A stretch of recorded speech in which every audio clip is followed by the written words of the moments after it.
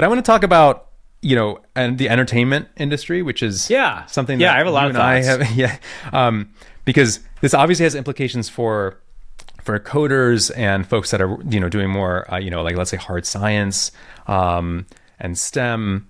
One of the things that I will often hear is like, well, creativity, though, that is sort of like the last bastion of humanity, and AI is never going to be able to replace creatives. How do you feel about that? I mean, does that hold up? So I think a lot about this. This is a huge part of my life. I've spent my adult life doing creative work and getting paid to do it, sometimes getting paid very well to do it, and working at kind of higher levels of it. And I think the truth of the matter is, in a lot of ways, the creative business has become partly a creative technology business. And I say that because I mean that at large scale, when you think about, like, say, a Marvel movie, there is the director, there are the writers, there are the actors, but then there are like 500 graphic artists who are working within Maya or all these different like kind of computer programs that have made these incredible experiences possible, right? Or you think the same way? Are you exaggerating? Is it actually like on the order of hundreds?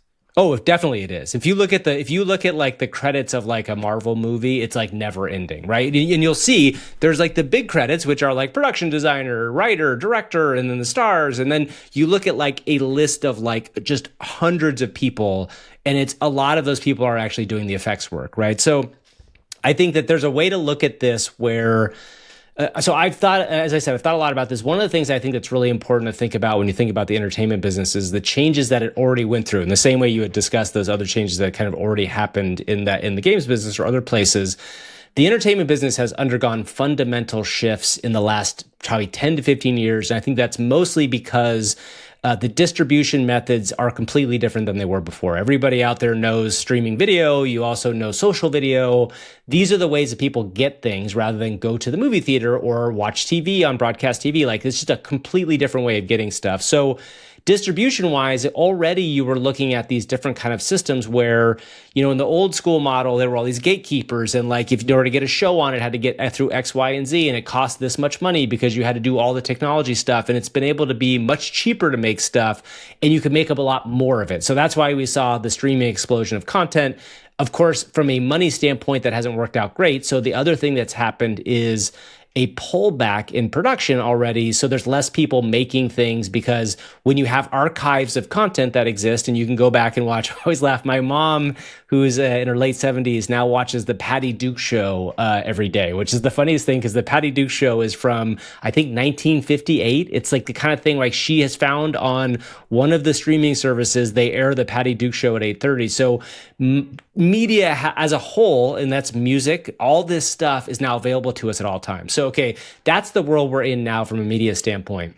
What I think is going to happen here, and I hope happens, my kind of best, most optimistic case of what happens with AI, media, and Hollywood and all this stuff is you suddenly have these tools where, say, in 2000 and 2008, when YouTube and all these companies came along, where distribution was easy, but production was kind of hard still, right? Distribution, you could get, if you made a video about something, you could get it on YouTube and you get people to see it, but it wasn't that easy to make the thing.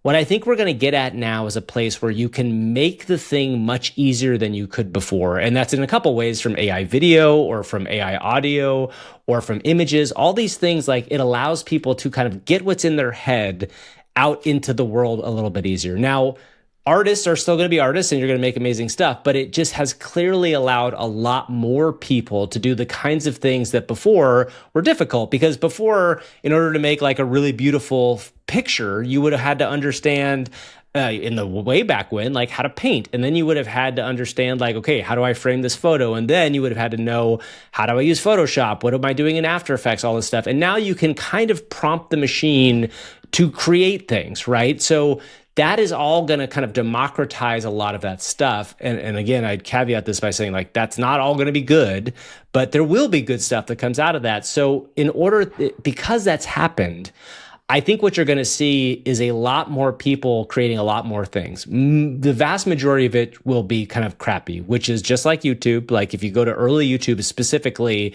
1 out of every maybe 75 to 100 videos was like watchable in a specific way or had something about it. And now on YouTube, a lot more of it is watchable. And I think that's what we're going to be getting at.